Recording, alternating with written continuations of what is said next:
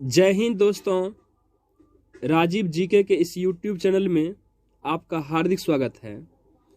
आज आप लोगों के लिए फिर से महत्वपूर्ण करंट अफेयर्स लेकर आया हूं, जो कि आपके एग्जाम के लिए काफ़ी इम्पोर्टेंट होने वाला है।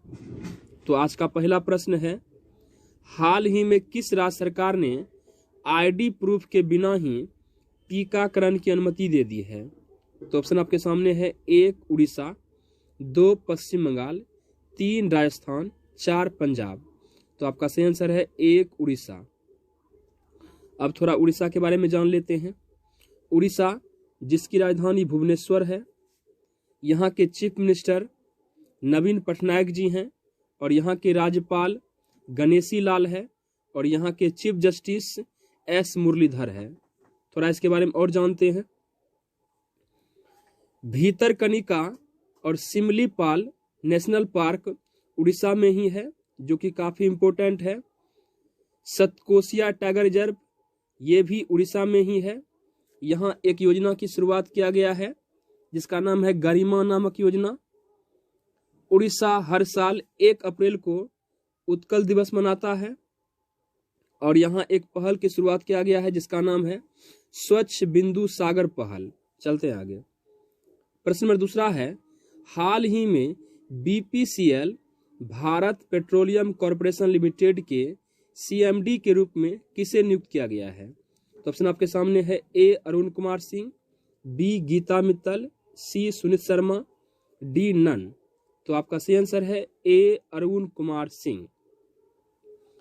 BPCL जो है पेट्रोलियम के क्षेत्र में भारत का दूसरा सबसे बड़ा कंपनी है। चलते हैं आगे। प्रश्न नंबर तीसरा है, संयुक्त राष्ट्र के अनुसार 2022 में सबसे विकसित अर्थव्यवस्था वाला देश कौन होगा? तो ऑप्शन आपके सामने है, A चीन, B Singapore, C Bharat, D Japan. तो आपका सही आंसर है C भारत। अब थोड़ा संयुक्त राष्ट्र के बारे में जान लेते हैं। संयुक्त राष्ट्र, इसका मुख्यालय न्यूयॉर्क सिटी USA में है। इसकी स्थापना 24 अक्टूबर 1945 को हुआ था। इसका अध्यक्ष वोल्कान बोजकिर है। चलते हैं आगे।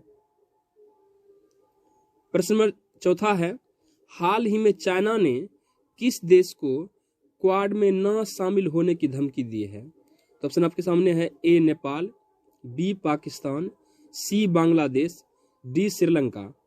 तो आपका सही आंसर है C बांग्लादेश। बांग्लादेश, जिसकी राजधानी ढाका है और यहाँ के प्रधानमंत्री शेख हसीना जी हैं। अब थोड़ा क्वाड के बारे में जान लेते हैं। क्वाड, जिसका full form quadrilateral security dialogue है। इसमें 4 देश शामिल हैं, भारत, अमेरिका, जापान और ऑस्ट्रेलिया। अगर बांग्लादेश इस क्वाड में शामिल होता है, इसमें 5 देश हो जाएंगे और चाइना को लगता है कि अगर बांग्लादेश क्वाड में शामिल हो जाता है तो क्वाड और मजबूत हो जाएगा और मेरे खिलाफ साजिश रचते रहेगा। इसलिए चाइना बांग्लादेश को धमकी दे रहा है और खुद क्वाड में शामिल होना चाहता है। अब इसकी स्थापना की बात करते हैं।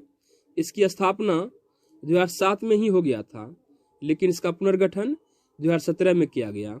चलते हैं आगे। प्रश्न नंबर 5वां है, विश्व की सबसे ऊंची चोटी माउंट एवरेस्ट पर 25 बार चढ़ने वाले दुनिया के पहले पर्वतारोही कौन बन गया है? तो ऑप्शन आपके सामने है, A Virat Chandra, B Arunima Sinha, C कामी रीता शेरपा, D नन। तो आपका सही आंसर है C कामी रीता शेरपा। अब थोड़ा माउंट एवरेस्ट के बारे में जान लेते हैं। माउंट एवरेस्ट दुनिया की सबसे ऊंची चोटी है, जिसका हाइट है 8,848.86 मीटर। पहले इसका हाइट 8,848 मीटर ही था, लेकिन हर साल ये थोड़ा थोड़ा वृद्धि करता है। तो अभी इसका वर्तमान में हाइट 8,848.86 मीटर है। नेपाल में इसे सागर माथा के नाम से जाना जाता है। चलते हैं आगे। हाल ही में बच्चों की पुस्तक द बेंच किसने लिखी है? तो ऑप्शन आपके सामने है, A Melania Trump, B Prince Harry, C मेघन मार्कले, डी नन। तो आपका सही आंसर है सी मेघन मार्कले। अभी इसका इमेज दिखाते हैं आपको। ये है मेघन मार्कले। ये बच्चों पर आधारित एक पुस्तक लिखी है जिसका नाम है द बेंच। चलते हैं आगे। प्रश्न नंबर 7वां है, मई 2021 में आरबीआई ने छोटे वित्त बैंकों के लिए SLTRO का संचालन करेगा। SLTRO का फुल फॉर्म क्या है? तो ऑप्शन आपके सामने है, A status long term ratio, B social liquidity ratio, C special long term repo operation, D none. तो आपका सही आंसर है C special long term repo operation. यह प्रश्न बैंकिंग एग्जाम के लिए वेरी वेरी इंपॉर्टेंट है। अब SLTRO क्या है, थोड़ा इसके बारे में जानते हैं। यह एक योजना है।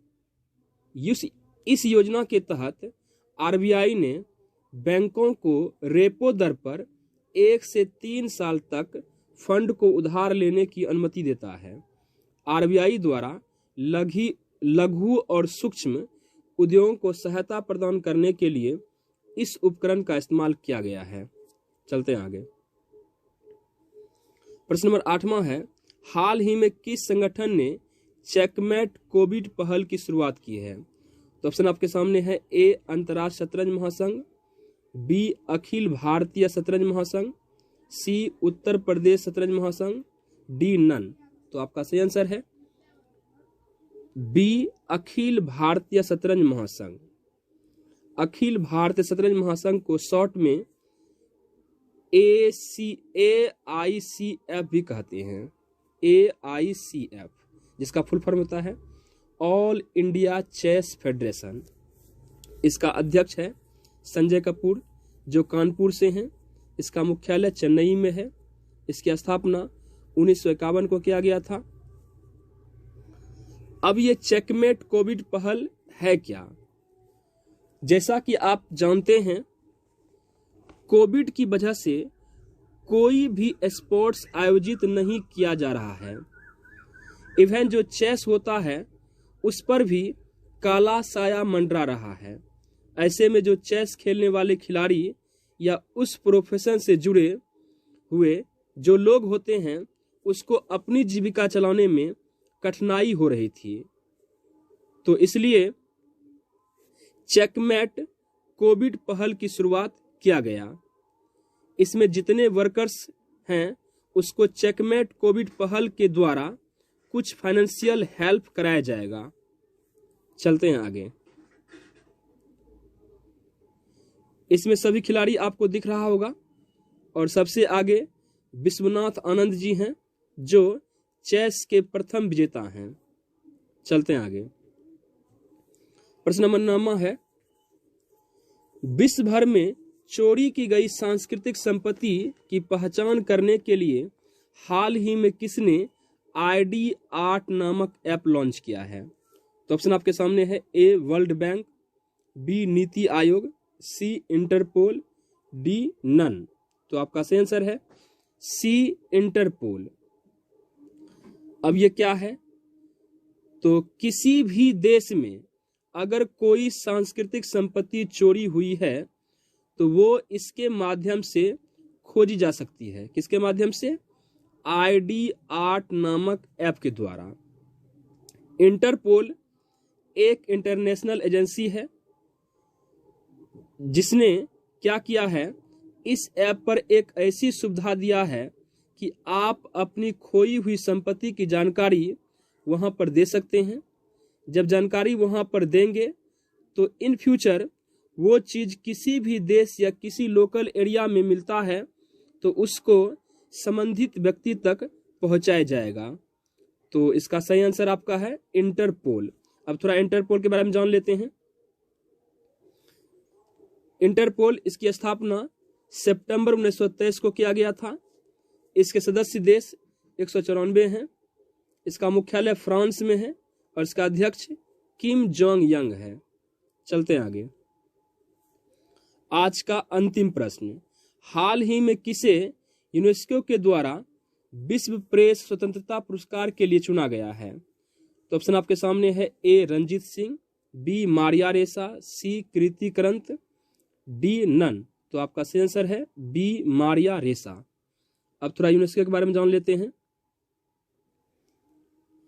यूनेस्को, जिसका full form united nation educational scientific and cultural organisation होता है।